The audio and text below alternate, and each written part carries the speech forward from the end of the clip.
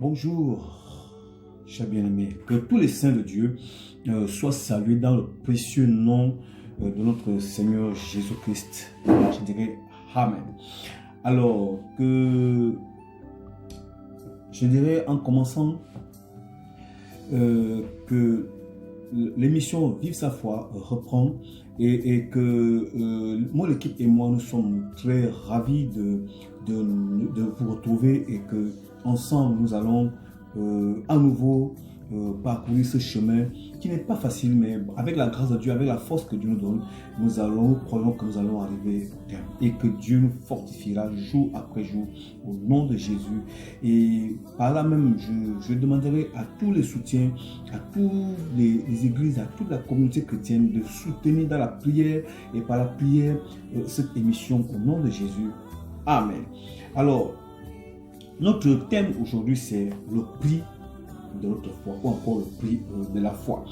Alors, je dirais qu'il est important, vous savez, de rappeler, autant que cela est possible, des principes spirituels qui nous maintiennent dans la foi, et aussi dans la parole et dans le Seigneur. Aujourd'hui, nous parlerons, en effet, et encore je le répète, le prix de notre foi, car ce sera une série d'enseignements comme vous avez l'habitude de recevoir, une série d'enseignements assez courts, excusez, et qui, par la grâce et par la force que nous donnera le Saint-Esprit, nous allons arriver à expliciter, à expliquer et entretenir la foi des élus. Que le Seigneur nous bénisse. Alors, comme ça, nous allons lire le livre d'Apocalypse, chapitre 1, juste le verset 9. Il est dit ceci. Moi, Jean, serviteur, moi, Jean, votre frère, et qui est pas avec vous à la tribulation et au royaume, et à la persévérance en Jésus. J'étais dans l'île appelée Patmos à cause de la parole de Dieu et du témoignage de Jésus-Christ.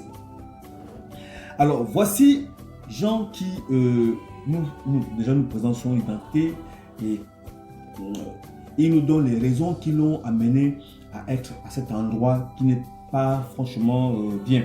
Et qu'il décrit les raisons pour lesquelles il a été amené à l'île de Patmos.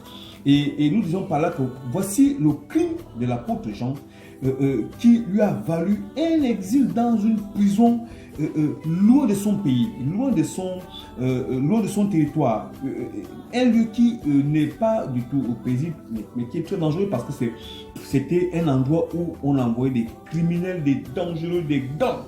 Donc, en fait, lui aussi, il était parmi les gangs. Ça veut dire que du fait qu'il soit à cet endroit, il était un gang, un dangereux.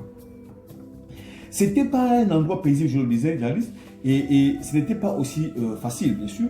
Et je dirais que Jean, vous voyez, a subi toutes les pressions que subissent tous ceux qui sont prisonniers.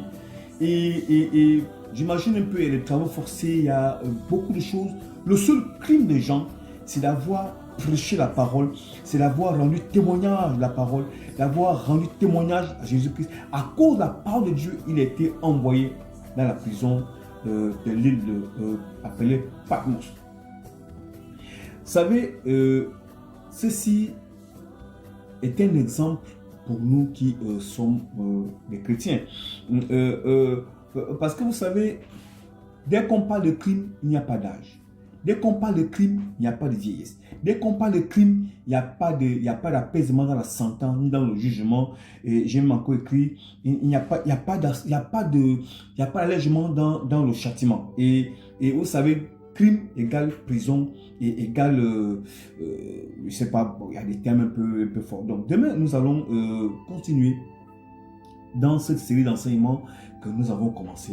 Je vous bénis tous, excusez-moi, dans le précieux nom de notre Seigneur Jésus-Christ. Amen.